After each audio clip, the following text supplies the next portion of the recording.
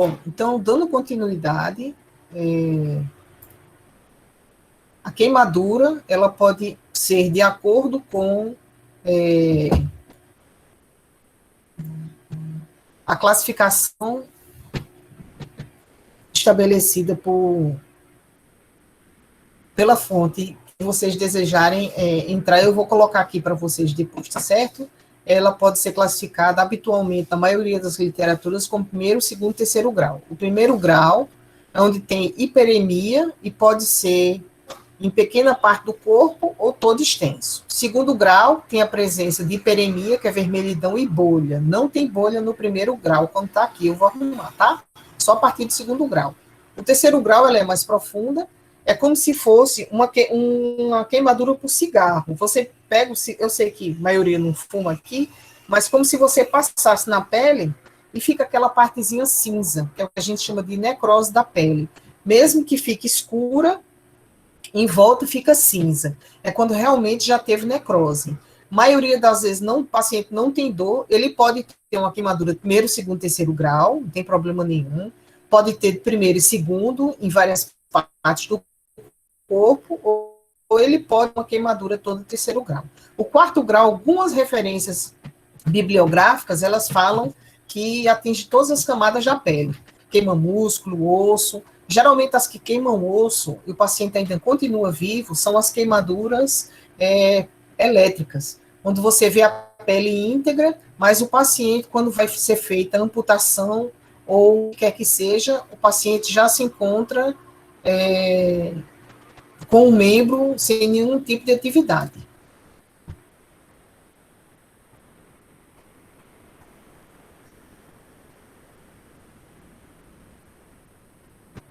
A classificação está mostrando aqui, né, a partir do segundo grau já tem bolha, o terceiro grau, ele pode aprofundar várias camadas da pele, e dependendo do que ocasionou. Queimadura térmica é pouco provável, a não ser que o paciente caia, né, como já aconteceu em Santa Rita há muitos anos, que tinham aquelas tonéis, né, que era afundado, um líquido, um caldo que cai de quando eles vão extrair a cana. Tem um nomezinho, acho que é chorume, se não me engano. Bom, quanto à extensão, que é o que cai muito, muito mesmo em prova. E outra coisa para eu contar para vocês, se vocês se lembrarem, vocês lembram de um caso de uma senhora que, eu acho que foi em Manaíra, uma senhora de idade, que ela teve uma queimadura em grande parte do corpo, que ela estava sozinha em casa, e que ela estava mexendo numa panela, e que ela queimou-se toda, não sei se vocês vão lembrar desse caso. Para você ver como é importante a gente ter noção de extensão. A própria reportagem, o pessoal que fez o atendimento, disse que ela estava bem, e que ela estava conversando, e que a gente, na reportagem, via ela de saia preta e blusa. Então, tinha pedaços da pele dela caída, do braço e da perna esquerda. Aquela queimadura foi uma queimadura gravíssima. Mas a televisão disse, não, ela está bem, está conversando. Ela está bem, está conversando. Mas ela é uma paciente gravíssima, mesmo que ela esteja conversando, caminhando, ela foi andando para a viatura, mas ela era uma paciente muito grave, tanto que 3 dias depois ela faleceu. Aí a pessoa, não, mas ela estava bem conversando. Gente, ela teve queimadura de segundo grau. A quantidade de proteínas e líquido que ela perdeu, ela já era para ter tido uma parada respiratória. Mas quando ela chegou no hospital de trauma, foi sedada, foi entubada e acabou não conseguindo. Ela teve mais de 60%, quer dizer, acima de 20%, ela já é uma paciente de risco. E principalmente se for um paciente de idade. Os leves geralmente atingem menos de 10%, médio ou médio queimado de 10 a 20%, e os grandes queimados são acima de 20% da superfície corpórea. Pode ser qualquer parte? Sim, se for idoso, criança, mas adulto, quando acomete 10%. Por exemplo, eu tive uma queimadura, eu não, Deus me livre. Alguém teve uma queimadura na face de 10%. É grave. Foi só no rosto? Foi, mas é grave. Por quê? Porque muitas vezes uma queimadura por vapor, por problema elétrico, ou mesmo por fogo, ele queima a via aérea. Então, essa parte mole do palato, a partir do palato mole, ela, sem sombra de dúvida, ela cria um edema e em poucos minutos o paciente para de respirar. Então, precisa fazer até uma crico nesses casos. Aqui é uma regra que ela continua a ser utilizada, que a gente chama de regra de 9, que ela é atribuída para cada segmento do corpo, né? Que por isso que é tratado como múltiplo de 9. A cabeça e o pescoço, geralmente, eles adicionam 9%. Membro superior direito, 9%. Membro esquerdo, 9%. O tronco é 18% anterior, 18% posterior. A genitália é 1%, que é um problema muito grave quando tem queimadura da genitália. Você fala, como que a pessoa queima a genitália? Às vezes ela sofreu um acidente de carro e essa queimadura queima a perna dela, com óleo ou com o próprio fogo. Café. Café ou água quente que cai na genitália. Você pode estar ou preparando o café ou sentado, cai, né? Em grande quantidade. E isso traz um comprometimento grave, porque o risco de infecção é muito grande. O paciente faz até sepse.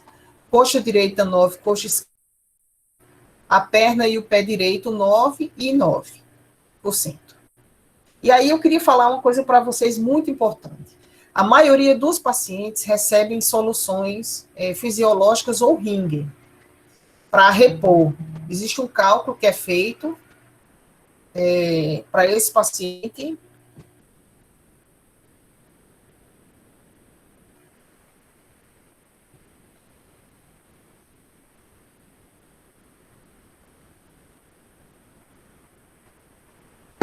Para esse paciente. Então, essa solução fisiológica, que é de cloreto de sódio 0,9%, ele é uma solução isotônica. Ele tem bastante sódio, tem bastante cloro, só que ele tem pouca albumina e baixo pH. O paciente que sofreu uma queimadura, ele lembra aquela foto do ovo, né? É proteína e albumina. Ele tem queima dessa albumina. Então, o soro fisiológico ele não vai totalmente ajudar a restaurar. Ele vai ajudar a estabilizar o que ele tem de volume, mas depois o paciente vai precisar receber albumina e plasma. Ou plasma, né? Ou um ou outro. Então, a gente tem que lembrar que essas osmolaridades e o que vem para repor para esse paciente dessa solução salina, ela tem que ser muito controlada.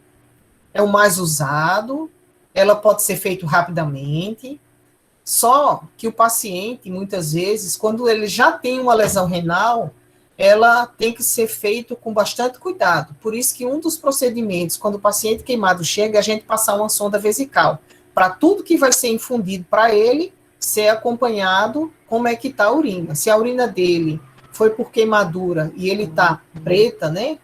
Então, tipo Coca-Cola, então vai se utilizar outro tipo de produto, que é o Ringer, sem lactato. Bom, e o Ringer com lactato? O Ringer sem lactato, né? Porque com lactato tem alguns riscos. Pacientes com complicações hepáticas, os alcoólatras, eles podem trazer uma série de problemas. Então, ele tem uma osmolaridade alta, ele tem um pH de 6,5, ele tem uma quantidade de sódio baixa, que isso é muito bom, tem a quantidade de cloro alta, mas mantém a albumina baixa, e o pH dele vai ajudar a estabilizar os sódios. Ele tem um menor risco de lesão renal aguda, e ele diminui as complicações desse paciente. E aí nós temos um outro caso grave também, que são as queimaduras em crianças, que elas são as vítimas mais vulneráveis, né?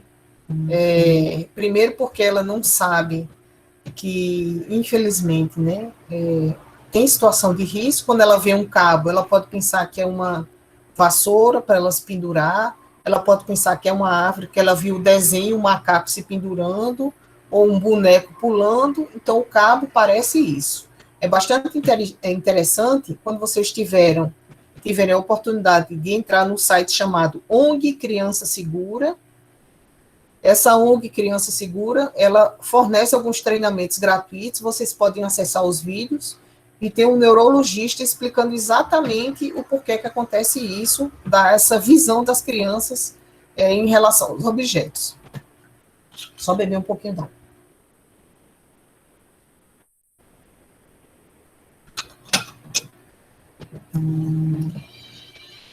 Bom, então o que é que acontece? Entre os acidentes que podem acontecer com criança, a queimadura é um dos piores, né? O tratamento para a ferida é dolorido, é demorado, traz muitos traumas, né? Até psicológico para o resto da vida. Muitas crianças, né, de 0 a 14 anos foram hospitalizados em 2018, doenças morreram por esse motivo, e 73 tinham de 1 a 4 anos de idade. Muitas acontecem dentro de casa, as mais comuns são por água e vapor quente, e outras direto com fogo, né? Criança às vezes está curiosa, bota a mão, mesmo na grade do fogão, e isso pode trazer queimaduras graves. Esses dados aqui da ONG Criança Segura, elas mostram que as mortes por acidente de 0 a 14, por porcentagem, elas estão diretamente direcionadas a acidente por trânsito. A arma de fogo foi 0,6%, afogamento 26,1%. Professora? Pois não? É Marília. A senhora está falando em crianças. Quando eu era pequena, acho que eu tinha 5 anos de idade, eu levei uma queimadura no 2º grau, enquanto minha mãe estava fazendo mingau para mim. Eu cheguei perto dela e caiu todinho sobre o meu rosto. Até hoje eu tenho... Oi? E você ainda é bonita assim, Marília. Até hoje eu tenho, assim, quando eu vou pro sol, a parte da minha pele fica muito vermelha. É muito sensível a minha pele. Mas graças a Deus ficou bem, né? Sim. Você está com a cutis ótima, viu, Marília? Obrigada. Obrigada a você. Bom, então, queimaduras. Queimaduras, elas representam 6%. Aí fala só 6% e acidente mais, sim. Só que as crianças, né, tem algumas crianças que elas têm menor supervisão, porque a pessoa pensa assim, até 5 anos tem menor risco de acidente de trânsito, para crianças menores, porque tem mais supervisão fora de casa. Mas você pensa assim, bom, tá em casa, então tá tranquilo, né? Eu já tirei botão, cobri tomada, mas as crianças podem ir para a cozinha. Sufocação, 23,8%, né? Geralmente essas sufocações, elas acontecem por objetos pequenos e por saco. E intoxicações, elas atendem por um número significativo de 2,7%. Outros, eles entram nos mais diversos, onde eles colocaram. E quedas, 4,6%. Quanto à extensão, né, ela vai de acordo com a regra da palma da mão. E o que é que acontece? Você fala, mas para que eu tenho que saber esse negócio de extensão? Se quem atendeu aquela paciente idosa e os outros pacientes visse que ela tinha mais de 20%, não tinha colocado ela sentada. Tinha botado ela deitada, tinha aquecido, tinha posto oxigênio e tinha colocado um acesso venoso. Porque ela é grave. Queimaduras acima de 20%, como eu comentei com vocês hoje, se o profissional não tiver treinado e não souber dessa informação, ele fica pensando que está tudo bem, e aí, na sua cara, o paciente para de respirar e tem uma parada. E aí, lá vai aquela correria desnecessária. Quando chegou o paciente, você olhou, tem mais de 20%, pode tratar com paciente grave. Acesso venoso, deixa o material de via aérea preparado, deixa o material de crico preparado, se possível, sondar a paciente, não dar dieta para ela, e retirar roupa e anéis para evitar que esses objetos eles grudem. E isso não foi feito nessa paciente, infelizmente. E não é feito em muitos pacientes, né? Então, a gente já sabe o que é um paciente grave, então tem que se antecipar. Queimaduras em mãos, pés de criança, face, períneo, pescoço e olhos, quaisquer que sejam a profundidade e extensão, necessitam de tratamento hospitalar urgente. A gravidade da queimadura vai ser avaliada pela profundidade, extensão e área. Não é só extensão. É o que foi que aconteceu, o produto e a área afetada. Bom, as crianças têm proporções, né, como a gente sabe, diferente do adulto. A cabeça da criança é menor, por isso a regra dos 9 ela é modificada, né? A cabeça, principalmente até 1 ano e 6 meses, elas continuam sendo um órgão maior do que as outras partes do corpo. 18% da frente, 18% das costas, 9% dos membros superiores e 14% dos membros inferiores. Nós tivemos uma turma, apenas uma turma teve a oportunidade de ver uma situação dessa, só uma. Foi Priscila, que ela hoje trabalha lá no CCS, e uma outra aluna que ela está fora do país, ela casou e está fora do país, que ela estudou com a gente. E foi um acidente por queimadura e o paciente teve que fazer uma escarificação, teve que abrir lá na emergência o braço do paciente com bisturi, porque ele ia perder o braço, não fez anestesia. E aí vocês vão entender por quê.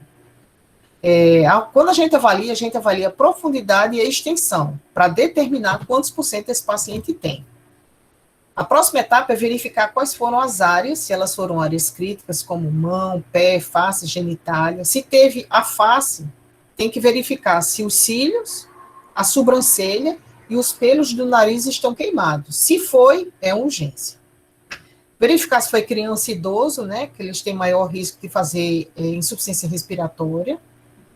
Presença de lesão pulmonar por inalação, se ela foi uma vítima que veio de um incêndio em algum local, então ela é grave, parte do princípio que ela é grave, mesmo que ela não tenha queimadura nessas partes, mas ela inalou com os soros da Boate Kiss. Se você verificar, ninguém da Boate Kiss teve queimadura grave, os que estavam fora, que foram para o hospital, mas eles inalaram, então é paciente grave.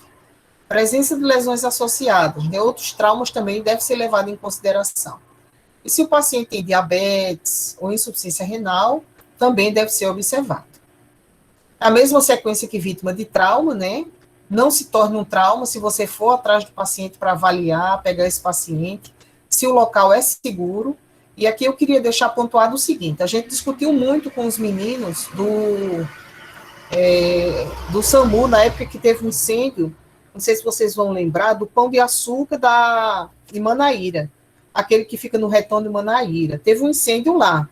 Todo mundo, no afã de pegar, de retirar as pessoas que estavam dentro, eles acabaram aspirando, inalando fumaça. Então, tanto os bombeiros entraram sem para resgatar as vítimas, quanto os meninos do SAMU ficaram perto. Muitos tiveram problema respiratório. Então, primeiro você tem que estar bem e usar o material de proteção e ir para o local se não tiver risco. Porque depois que você aspirar, não tem o que fazer. Transplante de pulmão é algo extremamente sério. Bom, nós temos o pequeno queimado, né, que ele é tratado ambulatorialmente, com indicação de internação, e aí tem os médios e grandes queimados, que são os pacientes que precisam sofrer o que a gente chama de escarificação. Nós, né, as meninas viram um paciente assim, ele teve uma queimadura circunferencial no braço, então quando a pele queima, ela não consegue expandir, é como se o tórax ficasse preso, e ele perde a sensibilidade, mas é claro que foi feita uma sedação intramuscular, né, foi feito, no caso, ele não tinha como respirar, foi feito uma crico, um acesso pelo pescoço, já que ele está com o rosto todo queimado, e em seguida, esse paciente foram feitas incisões no tórax para que ele conseguisse ser liberado a respirar. Então, essa parte também foi feito o corte. Por que é feito o corte? Para liberar. Se o paciente queima a pele e ela está toda contraída, ela comprime a parte interna até os vasos, os nervos, e aí o paciente começa com dor, cessa a dor, e aí tem que amputar o membro. Por isso que foi feito o que a gente chama de escarificação. Bom, tratamento imediato é para interromper o processo de queimadura, né? Remover joias, anéis, piercing, tudo.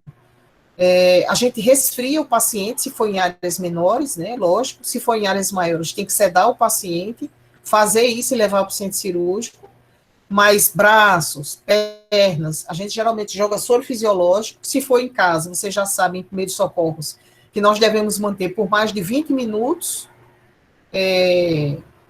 até que os pacientes reduza o processo de queima e vá aprofundar, por isso que o paciente tem que ser lavado constantemente com soro fisiológico. Quando você retira a temperatura, não deve ser colocado nada, porque quando você, antes de resfriar, cobre essa camada, você faz com que essa temperatura, ao invés dela sair, ela continue aprofundando, uma queimadura de primeiro, segundo, acaba desenvolvendo para segundo, e, consequentemente, uma de segundo grau se transforma em terceiro grau, porque essa temperatura não foi minimizada. E a retirada dos materiais, por quê? Porque vai acontecer com a perda e retirada de líquido do primeiro espaço, do meio intravascular, ele vai perder e, consequentemente, vai ter inchaço, vai ter edema, porque esse paciente perdeu o líquido que estava dentro do espaço e ele acabou indo para outro espaço. O que era de líquido para ficar no espaço intravascular, ele foi para o espaço entre as células, que é entre o intestino, por isso que surge o edema. Então, quando você avalia a via aérea, já retirou roupa, joia, piso, tudo que era material que poderia atrapalhar e, posteriormente, trazer uma complicação para esse paciente, a gente vai concomitante avaliando via aérea. Verificar se ele tem corpo estranho, se ele está com algum som que pode evidenciar que ele tem uma via aérea protegida, não, que tem uma via aérea bloqueada, aspirar se for necessário. De preferência, não tocar com as mãos, né? Não furar essas bolhas. Se existir possibilidade, elas vão ser mantidas como proteção secundária, e se for em grande parte do corpo, é feito o que a gente chama de debridamento químico ou cirúrgico. Químico. Quando ele vai para o centro de queimados, o paciente é sedado, ele é colocado no centro cirúrgico ou no centro de queimados, depois de sedado, entubado e dado analgésico, é feito um debridamento químico. Isso praticamente não se usa mais, é mais cirúrgico, mas existe na literatura, e nós já vimos que ele mistura 1 para 1, um de álcool com um de éter, com uma compressa, e esfrega todo o corpo do paciente para ele começar a ter um processo de cicatrização por segunda intenção de partes do corpo ou do corpo. Nunca tentar descolar tecido grudado na pele queimada, sempre a gente molha e tenta retirar com bastante cuidado, e o paciente sedado, porque ninguém aguenta, a dor é grande. Não retirar corpos estranhos ou graxa. Se o paciente queimou com gasolina, a gente não oferta oxigênio, certo? Por quê? Porque vai acabar explodindo o paciente e o local. Então, quando o paciente tem um acidente, primeiro a gente lava ele, retira o máximo, e o médico entuba ele, e o oxigênio vai direto para a via aérea. A gente não fornece catéter nem máscara de O2 quando tem resíduos de gasolina no corpo do paciente. A gente já sabe, né, e vocês também, que não deve se colocar nenhum outro produto. Depois do desbridamento, lá embaixo, né, na emergência, a gente coloca uma pasta branca, que é sulfatiazina de prata, que ele é um anti-inflamatório, ele é vendido na farmácia com prescrição, e aí o paciente fica estável até que seja feita a troca dos curativos. Indicadores de lesão pulmonar por inalação, né? Uma história indicando queimadura que ocorreu em uma área restrita, como vocês podem ver, né? O rosto dessa moça, os pelos queimados, a sobrancelha queimada, já é um paciente grave, só de olhar a sobrancelha queimada, pelos nasais chamuscados, que são as vibriças, que é o nome dos pelos nasais, rouquidão, alteração da voz, tosse seca, escarro com funilagem ou com fuligem, escarro sanguinolento, respiração difícil ou taquipneia. Então, obrigatoriamente, esses pacientes têm que ser acompanhados. Bom, há casos onde é preciso retirar partes, né, de tecidos da pele para fazer enxerto ou rodar um retalho. Reconstituições plásticas, lesões de extremidades, onde há necrose, que pode existir a possibilidade de amputar. Por isso que é muito importante que, principalmente, crianças e idosos tenham supervisão para reduzir o risco dessas complicações, né? Aqui mais algumas coisas de queimaduras solares, elas podem se agravar, pode parecer uma bobagem, mas a desidratação acontece, elas podem ser extensas, dolorida e avermelhada, geralmente é de primeiro grau, mas no corpo inteiro ela pode trazer uma sensação de desidratação, que está associada a sinais e sintomas como cefaleia, irritabilidade, transtornos visuais, desconfortos ou zumbidos, colapsos e até coma, porque ela ficou tão vermelha, teve edema, desidratou. Então, também precisa ser utilizado antihistamínico e ser encaminhado para o atendimento, né?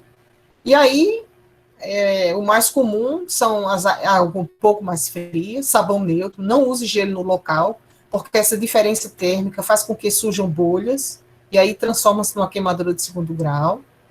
Hidratação com cremes, né? Nos locais onde existem, e procurar atendimento se essa pessoa tiver febre, ou sinais de pele mais escurecida, e as queimaduras nesses locais. ok? E só. Terminamos por hoje.